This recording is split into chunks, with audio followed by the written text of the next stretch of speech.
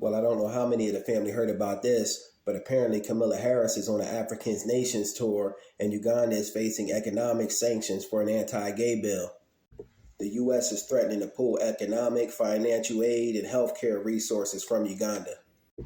Leave our brothers and sisters in the motherland alone with this wicked and evil agenda and evil things that y'all are trying to do. They don't have to be on board with this wicked plan and evil agenda. I seen a clip of one elder brother over there in Africa saying that homosexuality is a Western thing and it's anti-life and not the original state of being of African people. And he was correct. Homosexuality comes from the European, who wants to get everyone in the world on board and co-sign their evil and wicked ways. We as people of African descent got to start giving pushback and resistance to this sort of stuff. It's anti-life, and it's also done to slow down the reproduction rate of us black people. They see us produce a life at a more faster rate than them, and that puts them in fear. And in turn, they want to do something to slow down those statistics. The U.S. minds everyone on the planet's business and wants to be a part of everything and control everything. And they fail to address the needs of the people that are even here in our country. But that's the problem with these wicked devils running the U.S., minding everyone else's business. But that's what most Europeans do, minding everyone else's business until you call them out on their stuff, and then they play victim.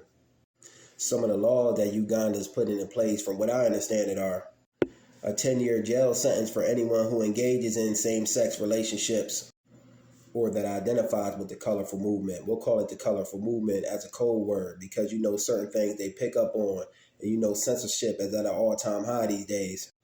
Another law that they're putting in place is life in prison for people grooming or trafficking children to engage them in homosexuality activities. I believe this one really needs to be put in place. I despise anyone doing anything to children. That really gets to me. And here in the U.S., you got a lot of trafficking of children going on, but they let it go in most cases because behind the scenes, they probably got their hands in it, which is crazy.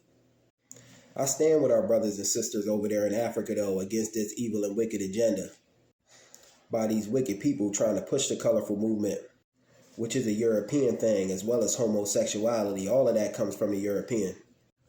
They want people to co-sign this when it's not the original state of being, but especially not for no Africans. And it's not the natural way of things. It's not the natural order.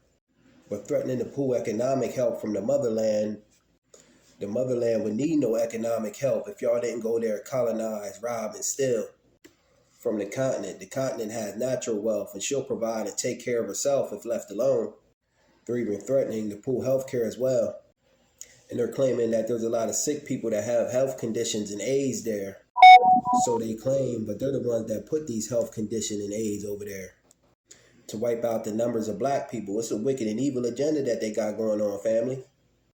And Kamala Harris over there on the African tour is nothing but trying to get this show on the road to take the colorful movement abroad, claiming that there's opportunities for growth over there. And in the future, 1 in 4 people will occupy a space over there in the motherland. And there's lots of opportunity for growth over there.